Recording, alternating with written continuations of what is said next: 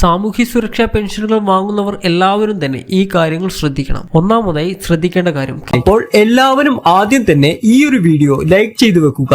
എങ്കിൽ കൂടുതൽ ആളുകളിലേക്ക് ഈ ഒരു വീഡിയോ എത്തിച്ചേരുന്നതായിരിക്കും. ചാനൽ ഇതുവരെ സബ്സ്ക്രൈബ് ചെയ്യാനും ആ ബെൽ നോട്ടിഫിക്കേഷനിൽ ഓൾ എന്ന ഓപ്ഷൻ എനേബിൾ ചെയ്യുവാനും മറക്കരുത്. കേരള ബാങ്ക് ജീവനക്കാർ സംസ്ഥാന വ്യാപകമായി പണിമുടക്കിലേക്ക്. നവംബർ 28, 29, 30 തീയതികളിലാണ് സംസ്ഥാന വ്യാപകമായി കേരള ബാങ്ക് എംപ്ലോയീസ് കോൺഗ്രസിന്റെ നേതൃത്വത്തിൽ കേരള ബാങ്ക് ജീവനക്കാർ പണിമുടക്കുന്നത്.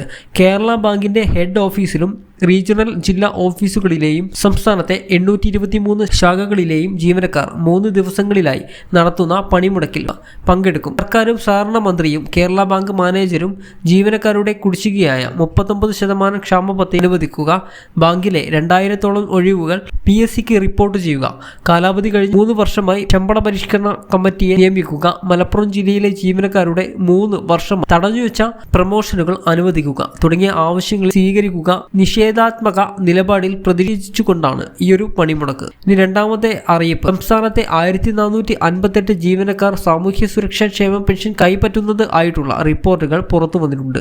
ധനവകുപ്പ് നിർദ്ദേശപ്രകാരം ഇൻഫർമേഷൻ കേരള മിഷൻ നടത്തിയ പരിശോധനയിലാണ് ഈ ഒരു തട്ടിപ്പ് കണ്ടെത്തിയിരിക്കുന്നത്. ഗസറ്റഡ് ഓഫീസർ അടക്കമുള്ള കോളേജ് അസിസ്റ്റന്റ് പ്രൊഫസർ ഉൾപ്പെടെ ക്ഷേമ പെൻഷൻ വാങ്ങുന്നു എന്ന ഞെട്ടിക്കുന്ന റിപ്പോർട്ടുകൾ ഹയർ സെക്കൻഡറി അധ്യാപകരും ക്ഷേമ പെൻഷൻ വാങ്ങുന്നവരുടെ പട്ടികയിലുണ്ട്. അനധികൃതമായി കൈപ്പറ്റിയ പെൻഷൻ തുക പലിശ അടക്കം തിരിച്ചടയ്ക്കുവാൻ ധനവകുപ്പ് നിർദ്ദേശം നൽകി. കുറ്റക്കാർക്കെതിരെ കർശന അച്ചടക്ക നടപടികൾ സ്വീകരിക്കുവാൻ ധനമന്ത്രി KN ബാലഗോപാൽ നിർദ്ദേശം നൽകിയിട്ടുണ്ട്.